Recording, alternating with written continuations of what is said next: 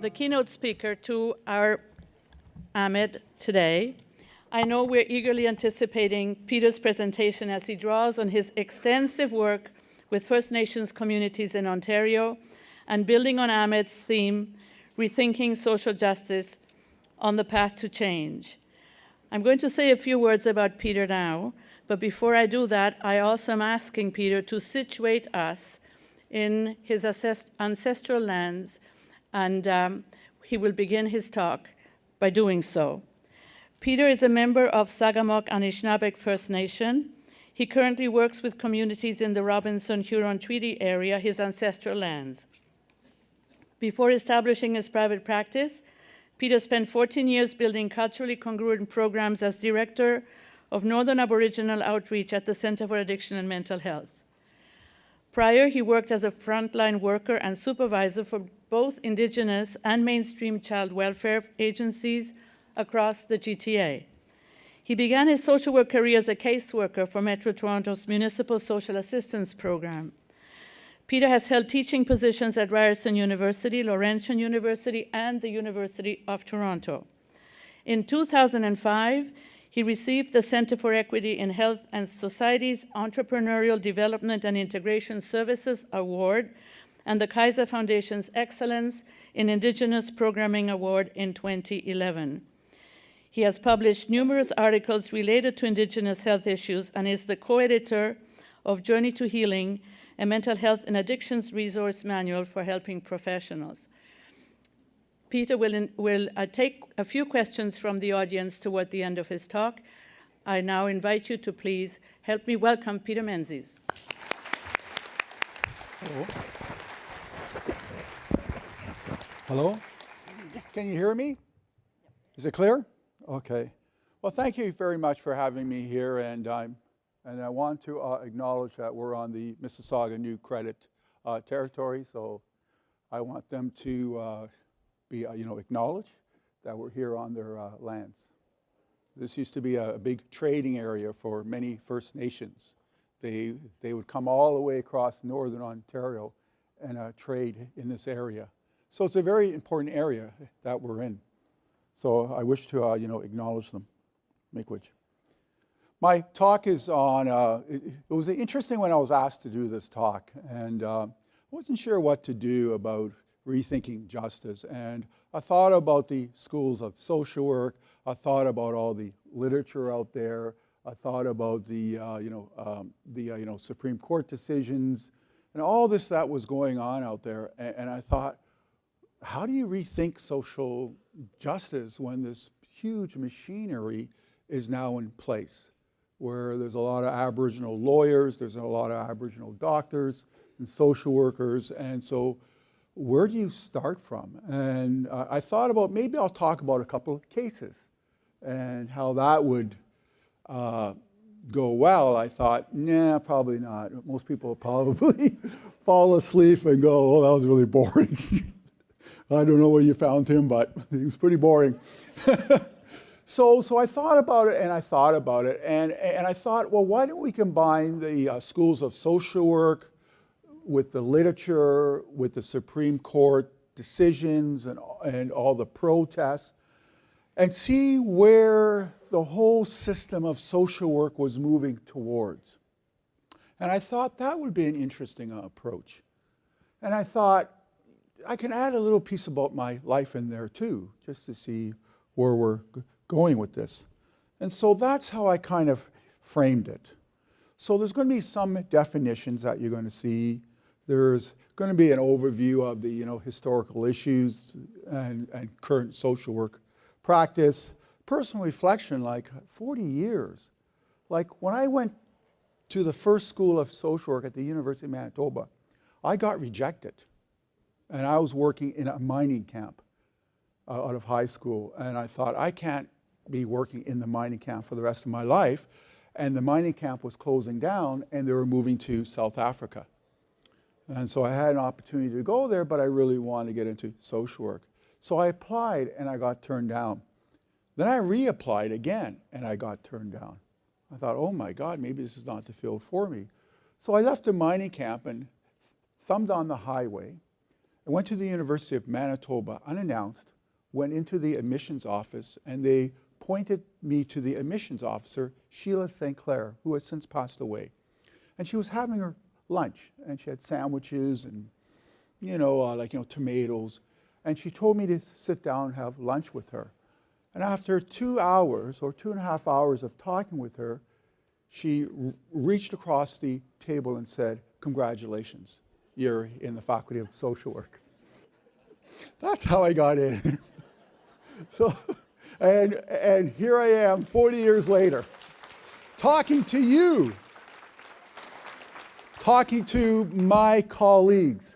Who would have ever thought that I would be speaking with you? I never thought that in my life. I always thought I would do my job and go home and call it a day. But 40 years later, coming to speak in front of my colleagues, that's a real honor. And so I'm really hoping that I give you something to chew on, and so that you can leave here thinking about things. Even if you take one thing away, I'm happy. Because research shows when you go to a workshop, right, you only learn 1%. And then if you don't lose it in 3 to 6 months, you lose it all, right? So I'm really hoping that you take one piece out. That's all.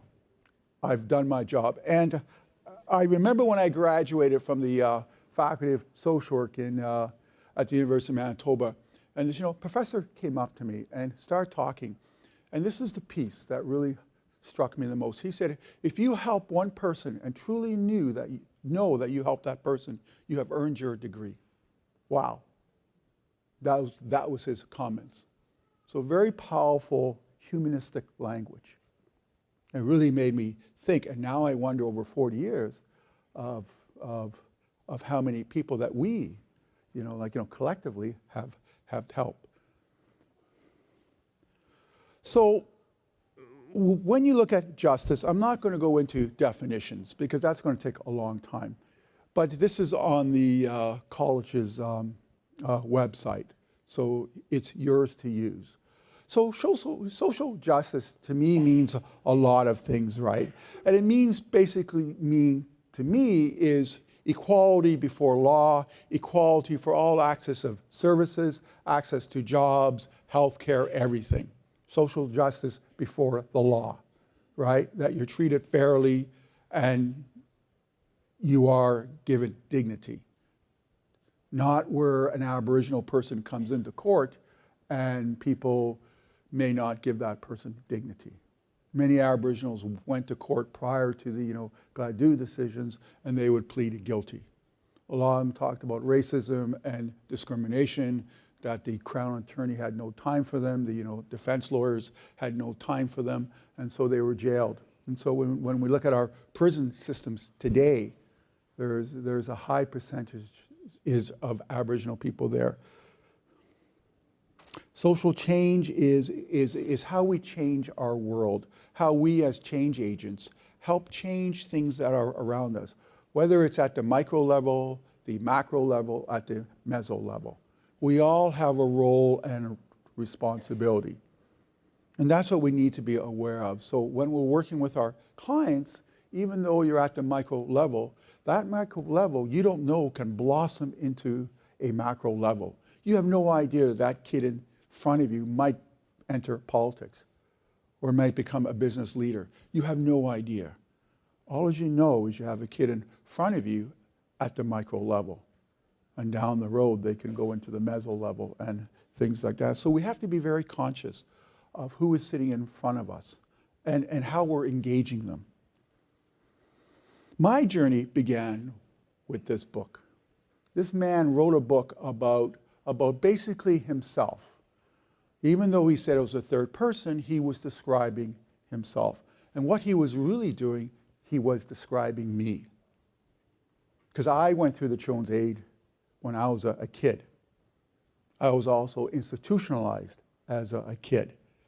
So I went through two systems. And he talks in his book about having the Jimi Hendrix afro, listening to all the rock and roll, and doing all this stuff that I used to do when I was growing up, unaware of your identity, but aware that, about Jimi Hendrix and hash and marijuana and LSD.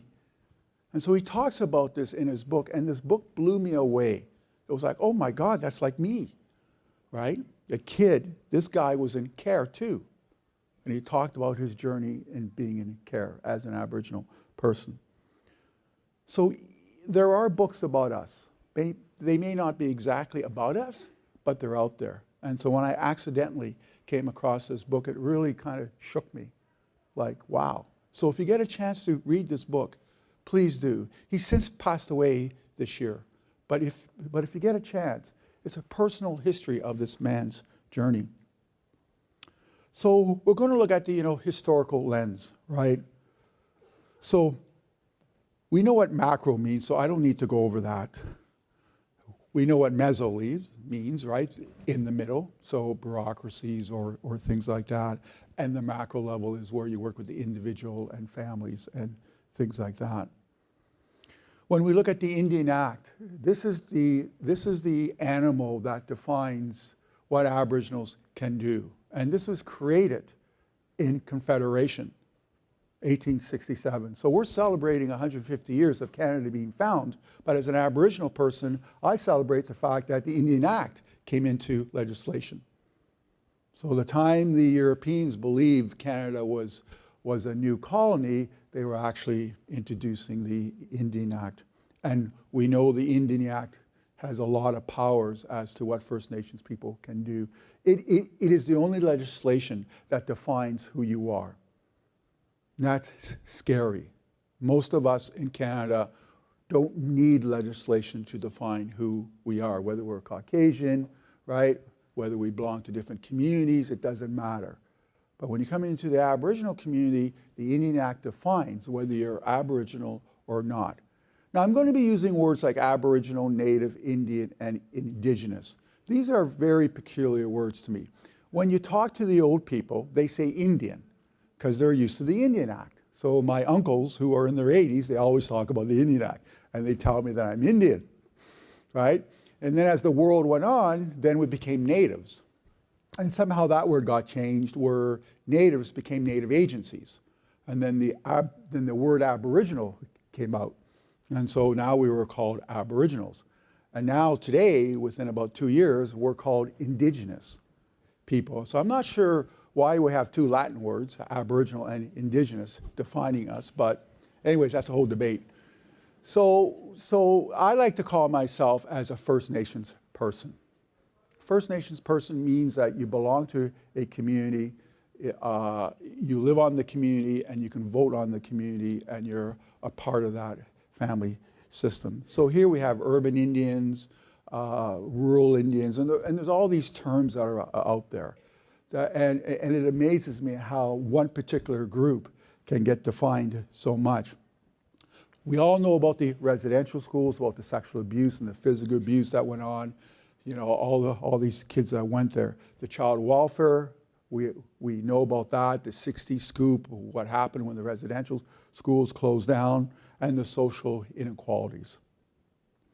We know as a result of the residential schools and as the child welfare and as the Indian Act, all these issues began to affect Aboriginal people, right? The social determinants. Health is very low, high rates of suicide, high rates of alcoholism, and you have to expect this. I mean, people who are put down for hundreds of years eventually got to find something, right?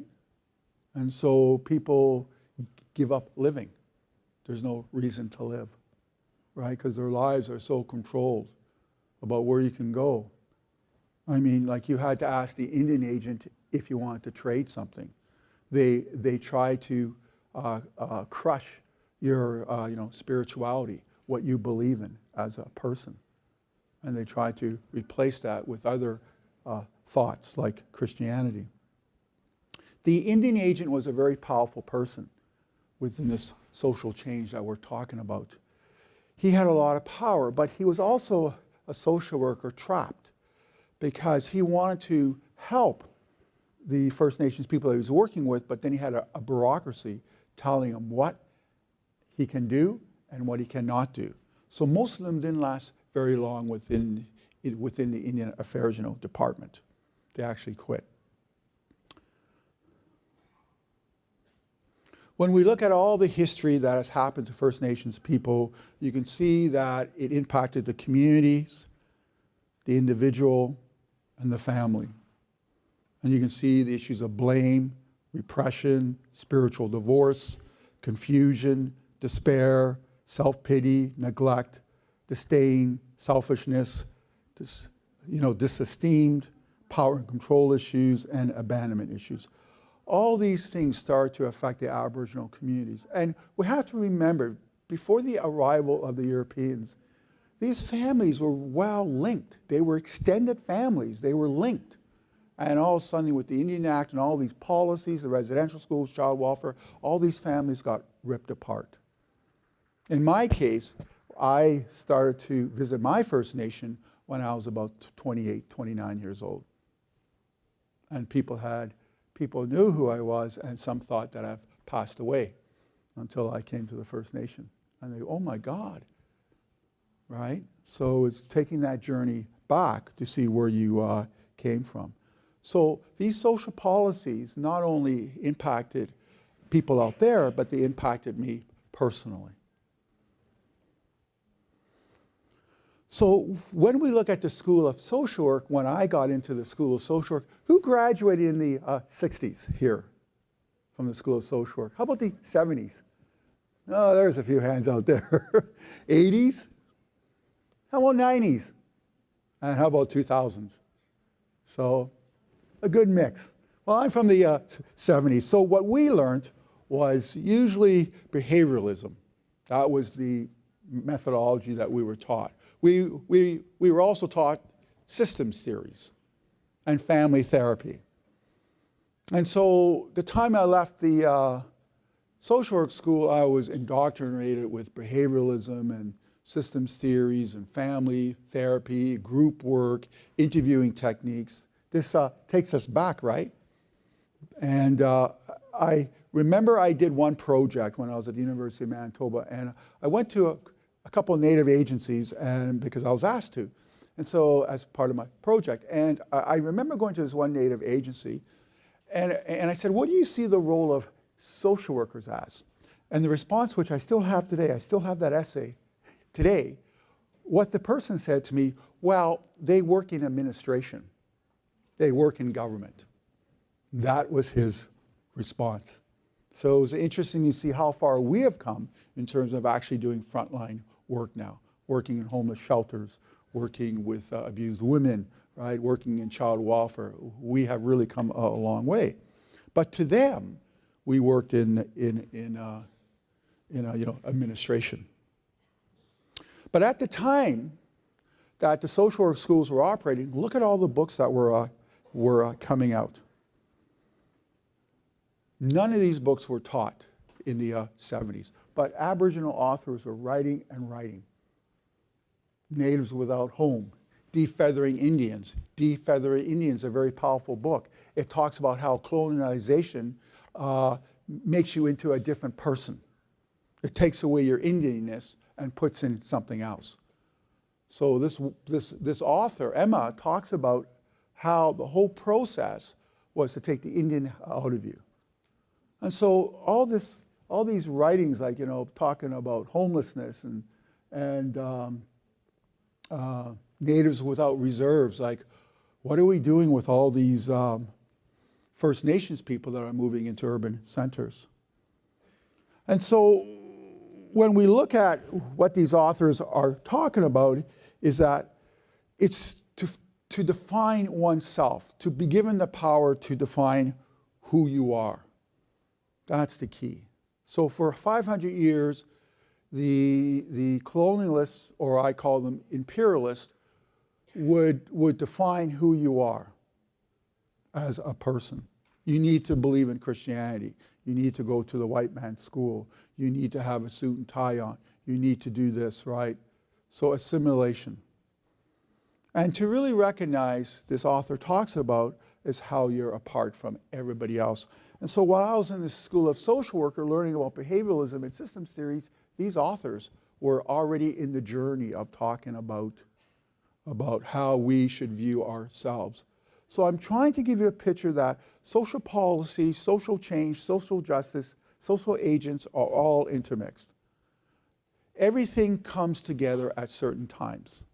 So you get a lot of Supreme Court decisions, and you get a lot of protests. But there's a lot of things working away. And so it was very hard for me to define one particular point. But when you look to the states, you had Resolution 108. That was called the Termination Act. That was to get rid of the Native Americans down in the states, to get rid of all their special treaties, to get rid of their lands, and to make them blend into the American, society. The Black Civil Rights Movement was going on. Malcolm X, right? Protest, right? KKK issues, all this stuff was going on in the 60s. The Vietnam War was going on. Huge issues. So you can see the 60s was really facing a lot of issues. And the American Indian movement came into place. The American Indian movement came into place as Resolution 108. Resolution 108 was passed in '53, but it wasn't dealt with. It was only when it started to go down the bureaucracy ladder and the communities down south began to realize, oh my God, they're trying to get rid of us. And only then did the American Indian movement come to play. So they were reacting to a policy. That was a policy not informed by the American Indians down there, but it was informed by people who had power. In Canada, we had the White Paper. 1969 was critical for us. This is where Pierre Elliott Trudeau and John Chrétien talked about how do we get rid of First Nations? How do we make them equal before the law? There you go. Have equal rights within our society. How do we make them become a part of our society? But at the same time, take away their lands, take away their treaties. So we'll give you this, but we want this. So the White Paper was the awakening. It was a time where social movements, and you can read this, they had a purpose, they had a goal. There was a change coming down that they had no control of. And it was going to, as this author talks about, arouse conflict. People were angry. Out of this process, you begin to see the National Indian Brotherhood, which is now the Assembly of First Nations when you hear it. Native Women's Association of Canada was born. Indian Eskimo Association was born. The Congress of Aboriginal People, which was for urban Aboriginals, was born. A lot of stuff was happening as a result of the White Paper, but also as a result of what was going down in the States. Howard Adams, if you read this, you would find was a man who struggled with his identity and how he was forced to put his identity down and to behave as if he was a European. And when you read his book, it would really make you think twice. And he actually heard Malcolm X speak. And he listened very carefully to about nationalism. What does nationalism mean in terms of a Métis person? What does it mean in terms of an Aboriginal person? It means a lot. It means land claims. It means your treaty rights. It means a lot. So he was down there studying, hearing all this. And this is just one example of one guy. And from my experience in the Black Civil Rights struggle and at the Berkeley campus revolt, which was about the Vietnam War, I learned a great deal about civil disobedience, boycotts, demonstrations, picketing, sit-ins, and so on. Now that I was back home in my native society of Saskatchewan, I offer the skills and the benefits to my people. So here you have one person, and there was many more that came forward. But it's not one event. There's many stuff going on. But here in Canada, we can go back to the White Paper. Then you had protests in Kenora. You had protests in Ottawa. I remember as a kid, I used to thumb across Canada every year on the highway. And I enjoyed it. But every time I came, even though I'm First Nation, every time I came to a bridge and I saw red power, I got nervous. I don't know why. I got nervous and I get the hell out of there. Because I was still struggling with my identity, who I was as a Nish or an Anishinaabe person. So I was frightened, but at the same time, intrigued of what was going on. So the process of change was happening to me. Elder Vern Harper still lives in Toronto, and he wrote a book called The People's Caravan. And he talks about, when I met him for the first time, he sat me down and he talked about the 70s, what struggles they were going through. And he talked about how they had this labor protest, and then it dispersed very quietly. And then when the Aboriginals got there, the RCMP came out with their clubs and started to hit them and to disperse them. So you can see we were becoming like the States. The quick reaction to conflict is to beat them and jail them. And that's what happened. So a lot of them got jailed because they were because they were asking for their rights as Aboriginals. This is my land. We want our treaties honored. And the response of the federal government was beat them and jail them, and they'll go away. You and I know, when we're addictions counselors, we know you can drink your problem away, but does it resurface? It comes back to say, hello, here I am. I haven't gone anywhere. And that's what the RCMP did. They would beat them and hopefully they would go away, but it gets them angrier. And so these other protests were going on. But at the macro level was government reports. The first one is the Menzies report, which is the most vital one to me. It's the first report that I read. And it talked about how the Indigenous people said to the government representative, Mr. Berger, Justice Berger, you're listening to us. And Berger made a comment, you know, we're not going in there with money first. We're listening to the people who are of this land. Wow. Big change. Big thing, big change. The Indian Eskimo reports, they're very powerful. They talk about the situations within First Nations community and urban centers, all the problems. And they tell the urban governments, be aware they're coming into urban centers. And people ignored it.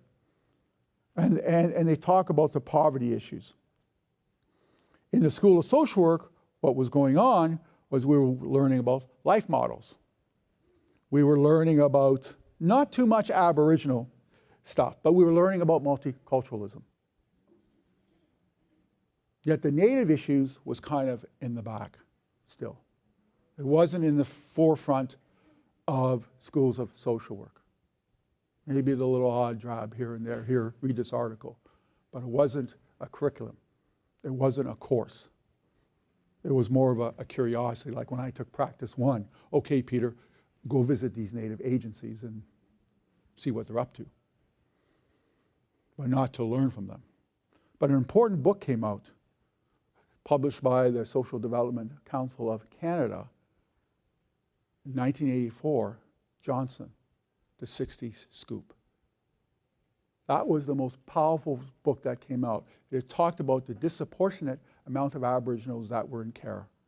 Wow. The data was all there, from Manitoba to Saskatchewan, Alberta, Ontario. It was front and center. But the School of Social Work was still behind. They still weren't there yet. And I bought that book in a bookstore. And I had it with me for many, many years. And I did not read it until I went into my master's. So I had it for about 10 to 15 years, and I didn't open it. So at the macro level, right, you can see Elijah Harper stops the, protest or the movement. And it took one Aboriginal person to do that. So what is a social change agent? Does it mean that you're at the right opportunity, at the right place? Does it mean that you're planning for something? What does it mean? I tend to think it's at the right opportunity. Like it's in your mind, but you have to wait for the opportunity to come. And it will be there. Out of all these protests, you begin to see all these Mezzo agencies that came to being. Native Child and Family Services, I used to work there, and they got their mandate. Nagda Windeman, which is a Native Child and Family Service, child welfare, I worked there. And they got their mandate on April 1st, 2017. And it took them like, I don't know how many years, 30 or 40 years to get their mandate. So you see the emergence of Native agencies coming across as a result of all these conflicts. You also see the social work school kind of moving in the 90s, but yet not yet there. So becoming an ally by a bishop was big. Anti-oppression model became big. I wrote something on that about how the anti-oppression model came out of England, and so why are we in the School of Social Work absorbing it as our own when it came out of England? And did they consult the poor people in England at that time? The answer was no. So you question things. Homelessness became a big issue. And the residential school was slowly coming out.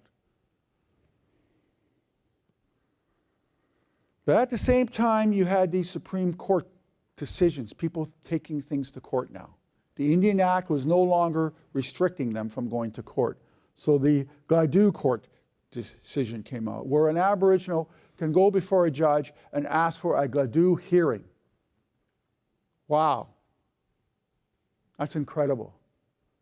To be able to ask the judge, yes, I did something terribly wrong, but I want you to look at the circumstances that I have come out of. Yes, I will take blame, but I want you to look at the circumstances of my life. Poverty, racism, discrimination, inequality. You need to take a look at this. That I'm a victim of circumstances or the victim of a system that's at play that I have no control of. So the Gladue Court came in. So incredible decisions were being made. The Royal Commission on Aboriginal People came into play. The Aboriginal Healing Foundation came into play. All these organizations sprung from the pressure of the Assembly of First Nations, the Aboriginal Women's Association, all these pressuring the government to start to do something. People were writing books. Professors were talking about it more. It was becoming in the public eye even more. I spoke to a gentleman out there, I'm not going to name him, who works here. And he came up to me and said, "Oh, you're Aboriginal?" And I said, "Oh, yes, I am." And he said something startling. "Our government has really treated you people badly." That was his comment. Wow. That's awareness. That's great. I was happy to hear it. So people are becoming more aware of what's going on. In the 2000s, the social work started to put more books in there. And you could start seeing social work, Native social work. Had to throw my book in there. But Journey to Healing, right? Because I was at Ryerson University bookstore just to see what's new on the shelf. And there was the book. So I thought, oh, that's nice. But you're seeing more and more social work schools moving forward, like Ryerson. Laurentian has an Indigenous social work program. You go to universities out west, right? And they have the same thing. There's more and more of this coming forward. And I think when we look at change, where does change come from? It was a lot of factors going on, a lot of stuff. I think for us in Canada, it was the Métis, the Aboriginals getting educated in the States, listening to Malcolm X, listening to what was going on there, coming up to Canada and going, why are we taking this, right? So you can see the States were influencing Canada. But I think when Pierre Trudeau and Chrétien brought in the white paper, that was our dynamite. And there's no looking back. So it's almost like you could thank them for doing that, because they weren't expecting this type of reaction, but they got it.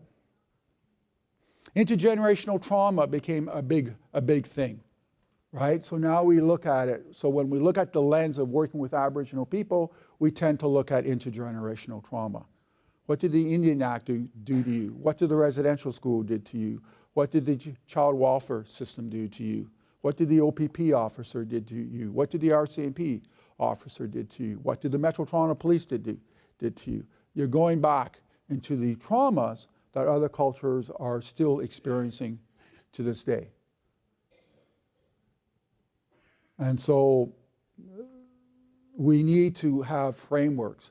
Like when you work down in the South America, in south of the United States, like Alabama and all those places, they use a model to work with the black people down there. So they have a framework too now. And it deals with slavery, deals with a place of not belonging. And so we have a framework too now. That took years and years of developing. And we talked about more court decisions coming on, right? And you can read about the Ontario Scoop online, how that was settled. You can see the First Nations Governance Acts came out. There was a big protest about that because of the First Nations Governance Act was to kind of try to make First Nations into municipalities. Wow. Even in 2002, they were thinking. The bottom line is, we all know as social work, I had to acknowledge this land as being Mississauga of New Credit Land. We all know that we are on Aboriginal or Indigenous or First Nations territory. We are guests. And it's like Obama said, maybe we should talk to the Indian Americans about immigration policies. He said that. And I thought, that's an interesting comment that he would say that. But he said it. And so we have to be very aware of our roles as social workers. Now you have the National Inquiry into Missing and Murder Indigenous Women and Girls.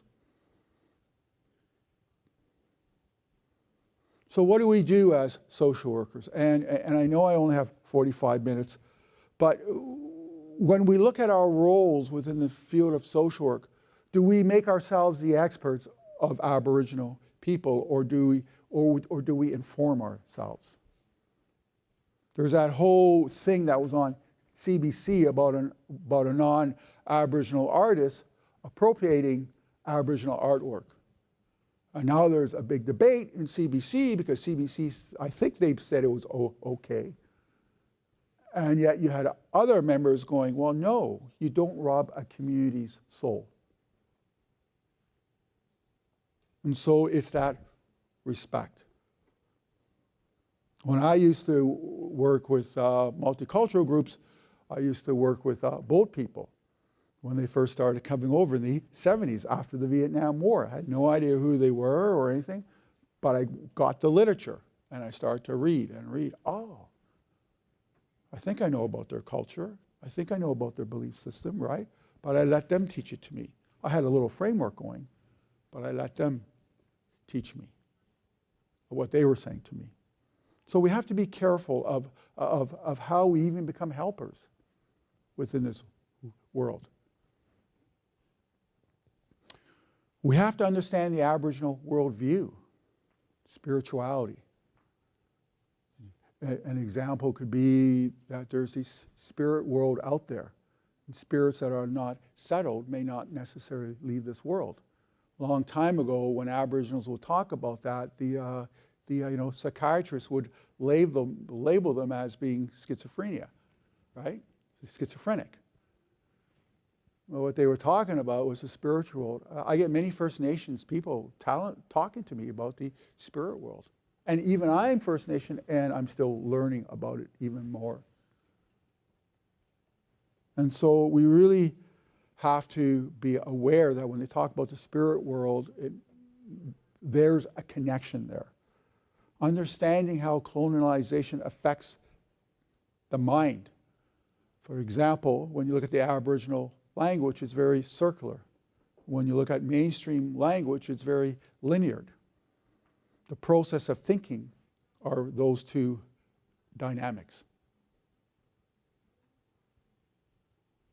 And so that's why as cultural groups, we have to be aware of do we absorb English and then we start thinking in a certain way, or do we keep our mother tongue? And so we still have our way of thinking. So it's interesting how as social workers, through all these policies and changes and the fight back for language, language isn't about language, it's about the way you think. And so really looking at empowering First Nations in Canada, it's really to understand the historical process, what took place. A lot of stuff, the Indian Act, the Residence School, John A. Macdonald. I mean, you listen to the history briefs on the John A. Macdonald. I can't stand that man. He was the one who had Louis Riel hung so the railroads can go through. So even though CBC has him as a historical figure and the founder of Canada, read his history. You find out a lot about him. You only get what people want you to hear. But when you actually go behind these vignettes, I think I said that wrong, you actually start to see who he really was.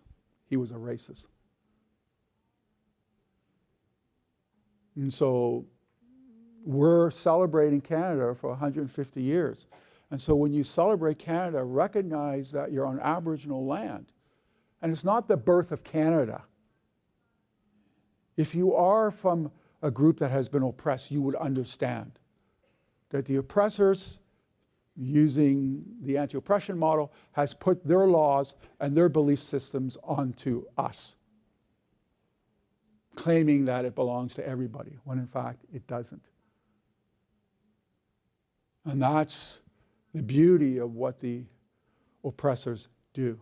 And so when you think of your own countries, whether you're from India or Africa or from South America, think about what the Spanish did and the Portuguese and the Germans, all this when they put their colonialist governments in place. How did that change people's thinking? How did that change their belief system? So I'll celebrate Canada's Day, but it's going to be in acknowledgement this is First Nations land. And I'm privileged to be here, right? That's how I'm going to celebrate it. But recognizing there's a lot of work. In 1996, the RCAP report was written. So if you want to transform an agency, here are some clues of what to do to change your agency settings, to be more appreciative of Aboriginal culture.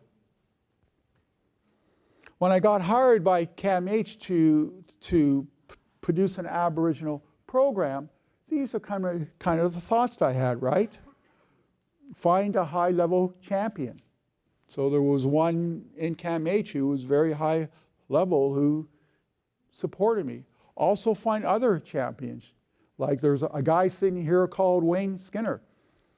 And he would help me out when I was feeling frustrated with CAMH. He would talk to me for hours and settle me down and throw me back into the front lines again and to battle with them. So you look for champions that are in your corner. Don't let setbacks bother you. People will talk behind your back. People will try to demoralize you. People will talk about funding and they'll try to restrict your movements. People would say, well, I don't know why Aboriginals should have this special treatment. And they'll go on. And you'll hear this. Well, I don't know if we should give money to the Aboriginal program. So you're going to struggle, even with your own cultural group, if you want your own agency to acknowledge your cultural group. You're going to struggle. I think many of my gray hairs came out of that place.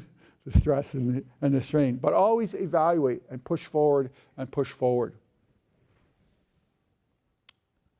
And so whether I was a change agent, maybe I was. Maybe by establishing the Aboriginal program at CAMH, made me a change agent. I didn't see myself as a change agent. What I did was I left Native Child and Family Services, and one of the things that drove me to go to CAMH was, why is it every time I send an Aboriginal to CAMH, there's always failure? They never pass any of the programs. And I keep on getting letters saying, oh, this client's this and this. I'm going, wait a sec, I don't see that. Why are you seeing something different than I'm seeing? That's what drove me to CAMH. And then I had to apply for funding, federal funding, provincial funding, for almost 2.5 years until CAMH said, okay, we'll give you money. So it was operated on government money from the city, from the province. So yeah, you're going to endure a lot of pain. And people are going to make comments about you. But the bottom line is that you have to push forward. Now you look at CAMH, they got an Aboriginal unit. They finally got their sweat lodge in place. And I've written about that, proposals and proposals. It finally came into place. So a lot of stuff, as change agents, we'll get tired and we'll feel exhausted. And we'll feel there's no end to it. And then you pass the torch on to somebody else. And they take the torch. Cultural safety is extremely important. How safe are we? Decolonization practice. How do we decolonize ourselves? You are social change agents. How do you decolonize yourself? Because the more you decolonize yourself, the more you're able to see clearly what's in front of you. The more colonized you are, the more you have difficulties seeing. When I used to work with, well, not used to, but when I work with people and they say, oh, I have a drug problem or I have an opiate problem or I have this, one of the comments that I first make is, why do you want your eyes open? What do you want to see different? I don't immediately go into checking their hearts or things like that. It's immediately, what do you want to see opened? What do you want to see? You've been drinking for 20 to 30 years. What do you want to see? And that gets them to think. People say that can be at the pre-contemplation stage. Probably is. It's almost contemplation stage. It's probably in the pre-contemplation stage as, why are you coming here? What isn't so important out there that you want to change?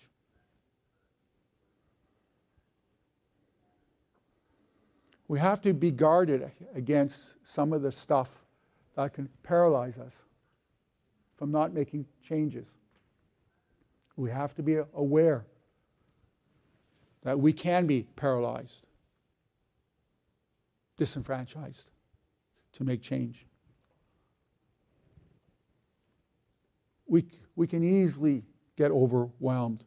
So look at this type of risk to your social work practice. It's important to be aware.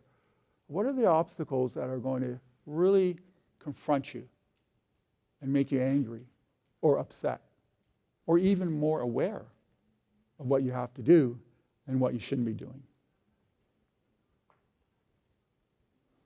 I always believe in this. Helpers recognize that they need to develop an understanding of each individual.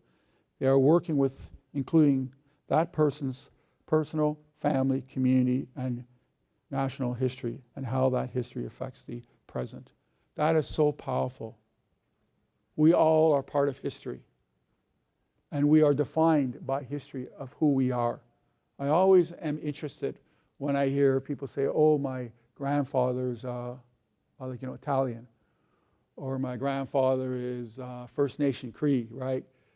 And what they're talking about, yes, I understand what they're talking about, but it's that reconnection to history. How many cultural groups have lost their history? The Aboriginal community in Canada almost lost their history, and now we're regaining it back. There are a lot of cultural groups up there, especially when you look at the post-traumatic slavery disorder model developed by Lear down in the States. She talks about how the black community down in that area have lost their language, lost their spirituality, They don't know where they come from because of the, corporate slavery. And so we were almost in the same boat. And now you see a revitalization of a culture, the moving forward of land claims. And so when we look at social justice and social change and social agents, there can be one pivotal point. To me, it was the white paper. Down in the States, it was the Vietnam War, the Black Civil Rights Movement, right? So all this was taking place, that spirit. And now you have a Supreme Court that is listening more and more. And so as social workers and social service workers, we need to keep our eyes open, listen to the news. What's it saying? Go to the university like I did. Grab a book. Read something current that's happening. Go down to bookstores. Sometimes the libraries are a little bit outdated.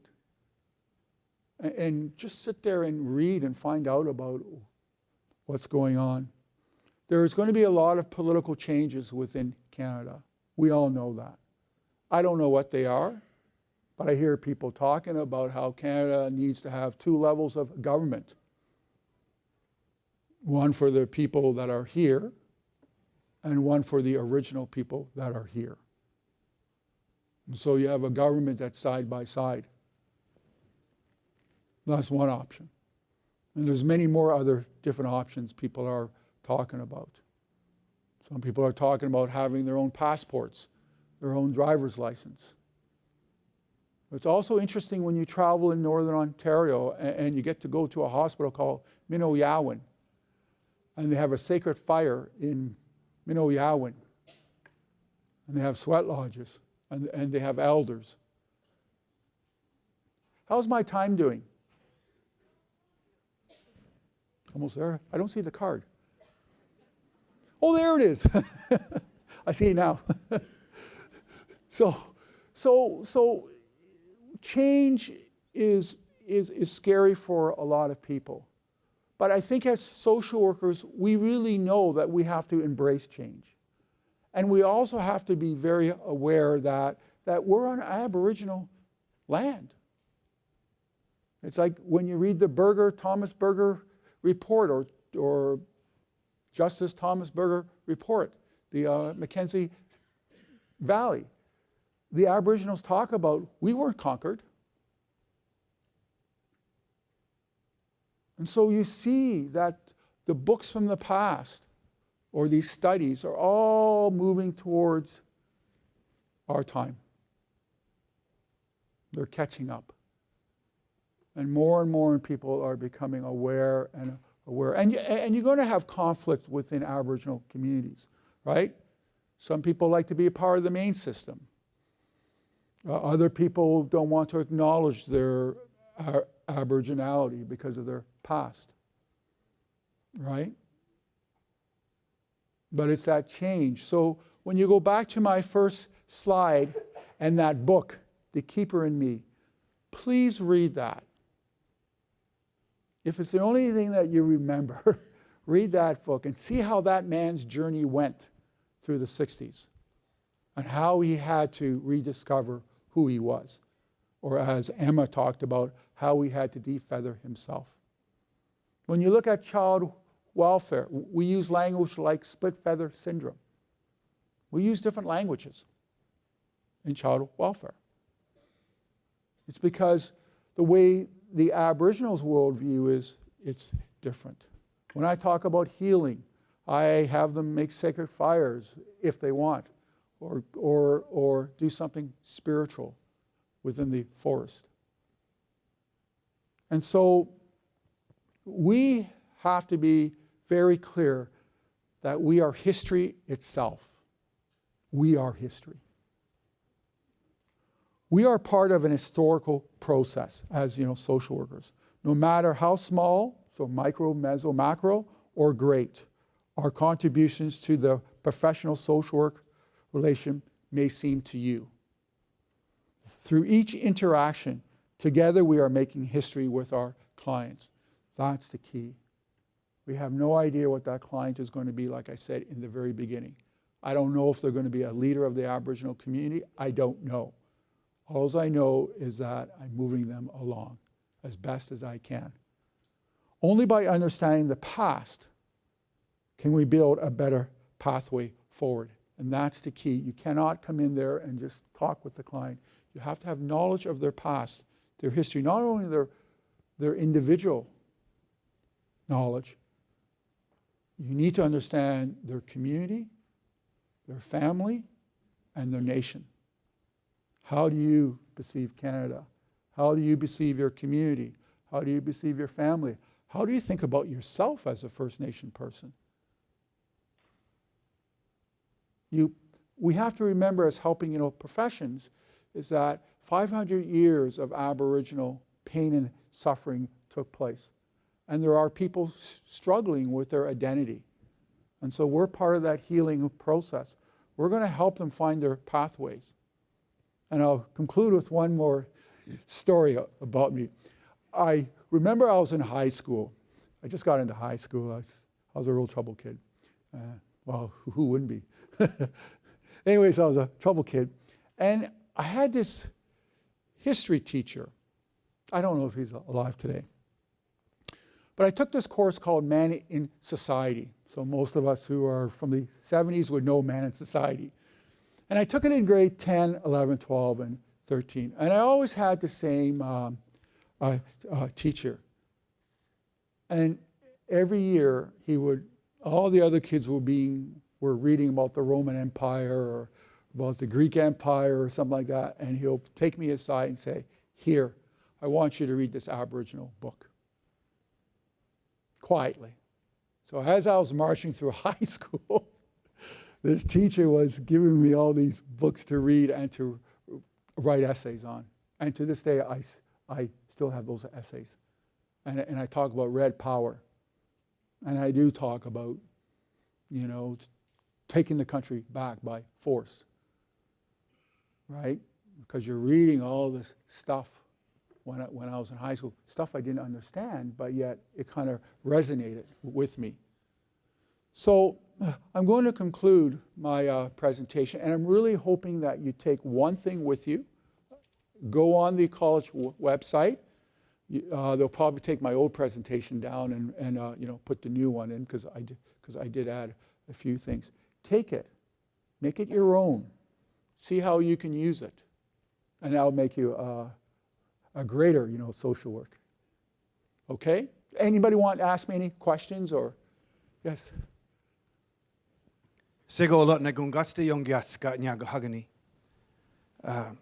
My name's Standing Strong Spirit. I'm a Mohawk Indian. I'm from the Bear Clan. And I've worked at London Psychiatric Hospital since 1982. And it wasn't until the mid-90s that I looked into my heritage, because my father was not proud of it. And before he passed away, I got to take him to lodges and share his Indianness with him as his son. You're the reason I become a social worker, sir. Me? Yes, sir. I want to thank you. I don't have a question for you.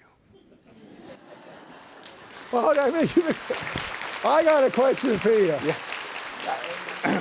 How did I allow you to become a social worker? I don't know how I did that, but if you want to share it. Yes, I do. Yes, I do. I have some tobacco here from his pouch that I want to offer to you. Maybe. And I'm trying to help people from our community step inside themselves. And I'm using your literature. Oh. I'm reading your work, and I'm trying to get a program at my hospital that I've been at for 35 years. And it'll be a legacy that I will retire with next year. Oh, It's almost there, and I'm still reading your work as before I left here today. So I would like to thank you for every ounce of pain you took and blazed a trail for the rest of us. So I offer you this.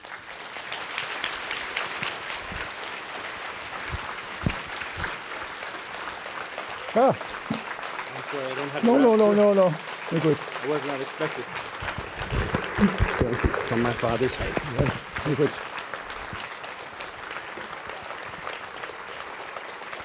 Wow.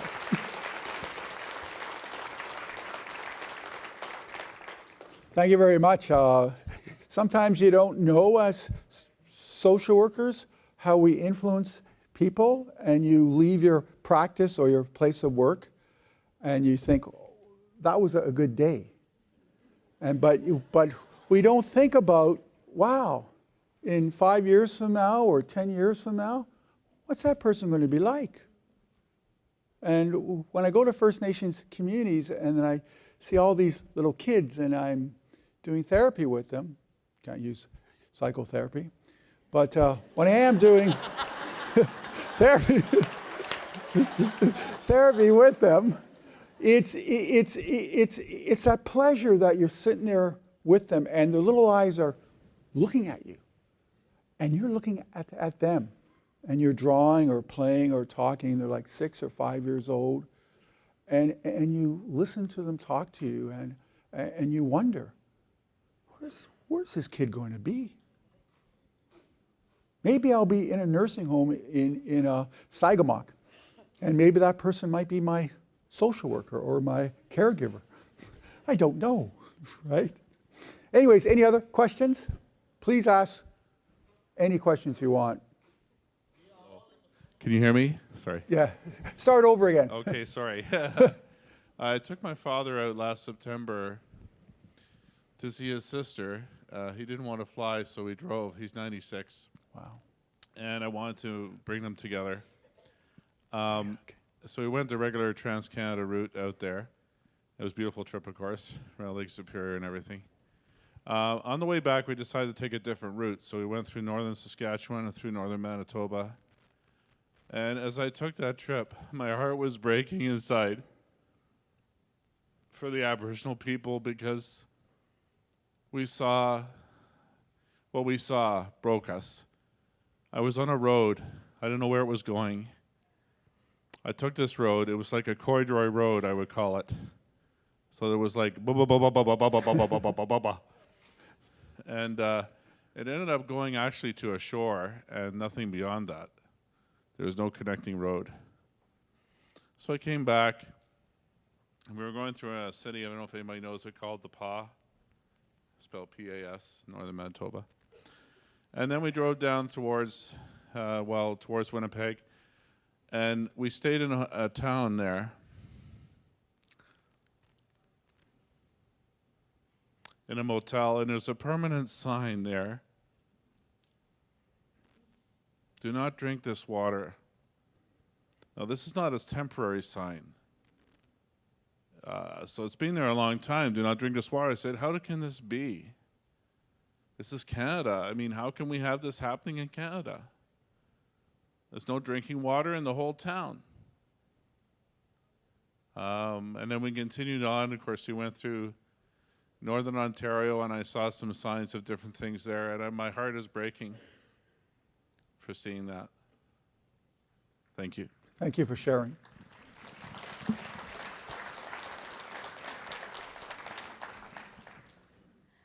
I hope you all found this information not just valuable, but it also touched you. On behalf of all of us at the college, I would like to present you with a small token of our appreciation. Thank you all for your attendance and participation. Thank you.